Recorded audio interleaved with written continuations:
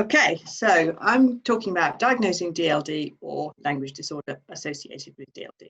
And I'd like to thank Dorothy Bishop very much for the loan of some of her slides for this. And she's also checked through all this, so I'm happy that she's happy with this as well. So why should we diagnose language disorder or DLD? Well, consistent use of terminology facilitates communication between professionals, and also it helps parents. So parents can find out information about their child's difficulties, they can connect with other parents, they can access and advocate for appropriate support and services for their child. Given the large number of children with DLD, this is a core function of paediatric SLTs to be diagnosing DLD and language disorder. So we've had a problem with the lack of awareness, which the RADOLD campaign has really been helping to improve. If we have a lack of awareness, this can lead to a vicious circle where we get limited numbers of referrals, limited diagnosis, limited information for parents and children, limited support services, and also research. And this slide here is from Carla McGregor's update of an analysis that Dorothy Bishop did 10 years ago that is looking at publications on different developmental disorders. And along the x-axis is the severity, a rating of the severity of the disorder, and on the y-axis is a measure of publication numbers. And you can see that DLD or SLI are not on the same trajectory as everything else. So for their severity, it has a relatively low number of publications. And this doesn't really look like it's changed in the last 10 years. And that could be partly because of the lack of public awareness and awareness amongst funders of research of DLD and its importance. So, diagnosing DLD, well, we would start with a child who's presenting with language difficulties. So if we have a child presenting with language difficulties that significantly impair their social and or educational functioning, and there are indicators of poor prognosis, then we can diagnose a language disorder. Now, in most cases, SLTs should be able to diagnose a language disorder without needing a multidisciplinary team, because all you need is language difficulties, impaired functioning, and poor prognosis, and an SLT can judge all of those. Poor prognosis means that it's unlikely to resolve by the age of 5. However, this does not mean that it can't be diagnosed before 5. So younger children may have indicators of a poor prognosis that could be diagnosed earlier. This also means it can be diagnosed in adults. So let's think about what age can you diagnose a language disorder or DLD? Well, if a child still has significant problems with language at 5 years, it's very unlikely to resolve spontaneously. So just by being 5 years old with language difficulties persisting, they already meet the criteria for poor prognosis. However, the diagnosis can also be made in younger children if they have indicators of poor prognosis. So these indicators are poor language comprehension, several areas of language affected, poor use of gesture, a family history of language impairment, and or poor response to intervention. And the more of these risk factors that are present, the more chance there is of persisting difficulties. So if you have a young child, say a 3-year-old who has all of these indicators, then actually they've got a poor prognosis and you can probably diagnose them now. So what if we had a child, a 3-year-old with language difficulties? If they have many indicators of poor prognosis, you can probably diagnose DLD or language disorder. If they have few indicators of poor prognosis, then you don't want to be using the term disorder because there's a lot of variability in preschool children.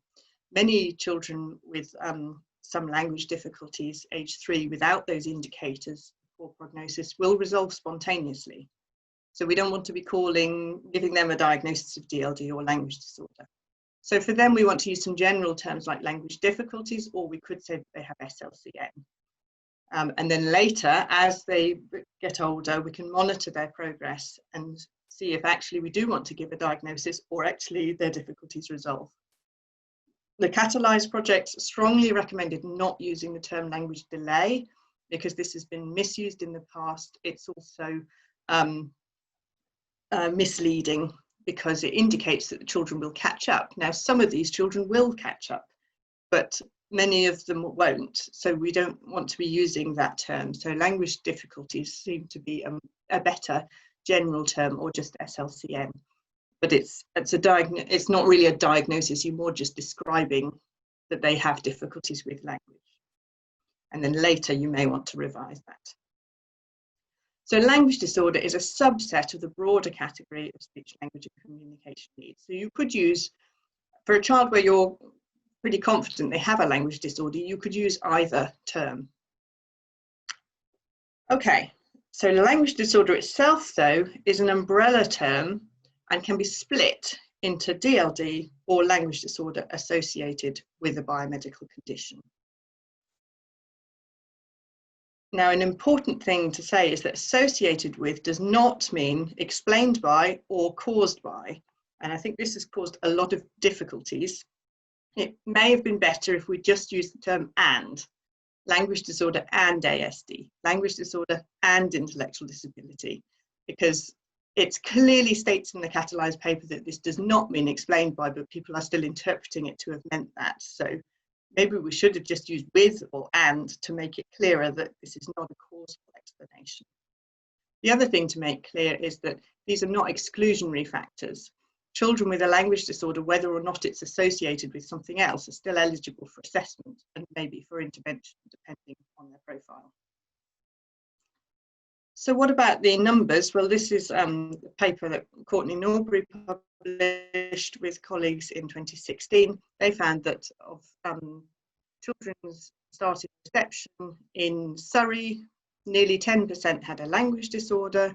If we break it into the two different groups, we've got 7.5% with DLD and roughly 2.5% with a language disorder associated with something else. So developmental language disorder is a subset of language disorder, and language disorder is a subset of SLCN.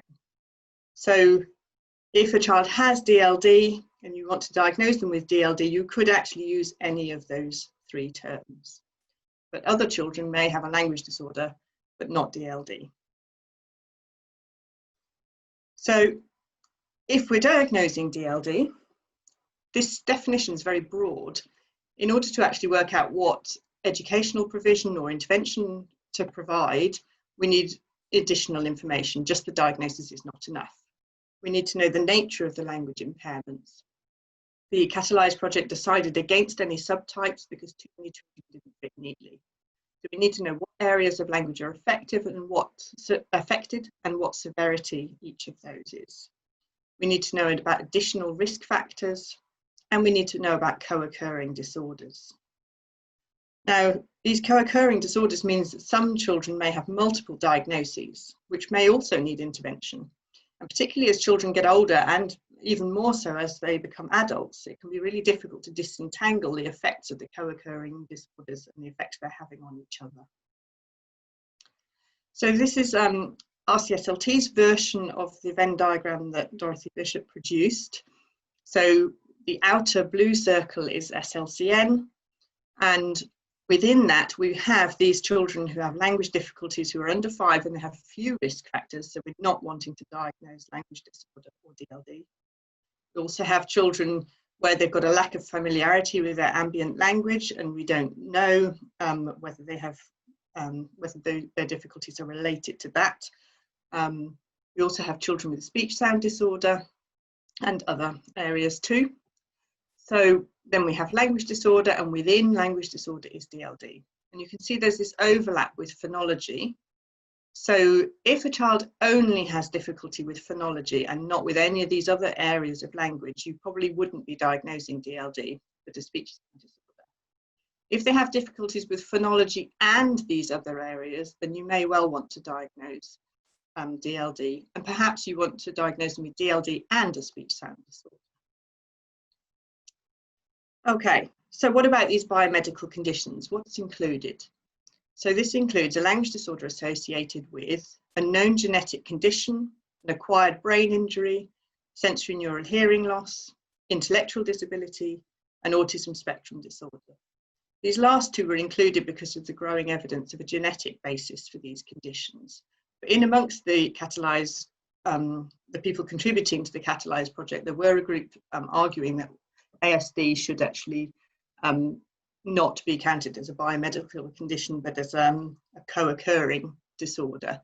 But the consensus was to include it in this group because there's more likelihood of there being genetic identifiers as time goes on, and also it affects the way that we may need to be providing intervention. But remember, these children are still eligible for assessment and intervention. So I put these ones in green because I'm going to talk more about each of these in turn in a minute. So why are these differentiated? Well, these additional problems associated with biomedical condition are likely to have important influence on the nature and prognosis of the language problems. There is an assumption, but actually very little evidence, that the associated condition means the child may require a different intervention pathway. For research, the inclusion of cases with known biomedical conditions would muddy the picture. And in some cases, the biomedical condition may be unrelated to the language disorder, but still needs to be noted. So you could use DLD and epilepsy. So for example, Dorothy Bishop was contacted by a parent where the child had a diagnosis of DLD and at the age of 12 had developed epilepsy. At that point, the local education authority said, the child has epilepsy. Now it's language disorder associated with epilepsy, and he no longer gets any intervention. It's clear that the epilepsy developed later and was not a cause of the language impairment and was unrelated to it. So then we want to say has DLD and epilepsy, much as you may say has DLD and asthma. They're two unrelated things. So what should you use if you're not sure if there are differentiating conditions? Well, the diagnosis of differentiating conditions is likely to need a multidisciplinary team. So if you suspect a differentiating condition and you don't know yet whether that is present or not, then you could use that umbrella term of language disorder until more information is available. So what about children with a hearing impairment? This is a tricky one because some children who are deaf and are having difficulty learning sign language, much as a bilingual child who's having difficulty learning both their languages. In this case, we probably should be using DLD with sensorineural hearing loss or deafness. We may also want to use that for an orally educated child who has disproportionate language learning problems relative to their level of deafness, because we really want to be highlighting that the language problems are a separate disorder that are particularly serious and are going to need intervention. Whereas if we're diagnosing a language disorder associated with deafness, then maybe this may not be seen that the language itself is something that particularly needs the attention. However, this is an area that needs further discussion. But whatever terminology we use, it doesn't matter. If these children have difficulties with language, they shouldn't be excluded from SLT, as they do have needs. Intellectual disability is a particularly thorny issue. It's been traditionally defined in terms of non-verbal IQ being below 70, but it's been recently modified. So the diagnosis in DSM-5 emphasises clinical judgment and standardised intelligence testing. There's much less emphasis on IQ score, which is probably why many educational psychologists are not doing IQ tests. There's a much greater emphasis on adaptive reasoning in academic, social and practical settings. And the lack of personal independence is a criterion. So these are things that teachers and SLTs can probably be making an initial judgment on. Is this child having difficulties with personal independence or with their reasoning in social and practical settings? And if not, then maybe intellectual disability isn't something that's actually particularly likely, and it doesn't even need the opinion of an EP or a paediatrician. I just wanted to present these data from Sheena Riley's group, where it shows individual children. All of these are an individual child. Non-verbal IQ along the x-axis and language on the y-axis. And all the ones in red are typically developing. All of those in blue would have previously had the label SLI with good non-verbal IQ and poor language. And those in green would be non-specific language impairment with poor IQ and poor language. Then this pink group, who we hardly ever hear about, at least as speech and language therapists, who have good language but low non-verbal IQ. You can see here the cutoffs are completely arbitrary. And if we move the cutoff for non-verbal IQ to 70, you can see we get a lot more children now in the SLI, or rather than now the DLD box. But there's no clear line as to where that line should go. It's a continuum. The other thing I find really interesting is these children here with low IQ but okay language. But the fact there's no children in their sample with low language and high non-verbal IQ. So actually having low non-verbal IQ doesn't necessarily prevent you developing good language, but maybe having low language actually prevents you doing well on a non-verbal IQ test.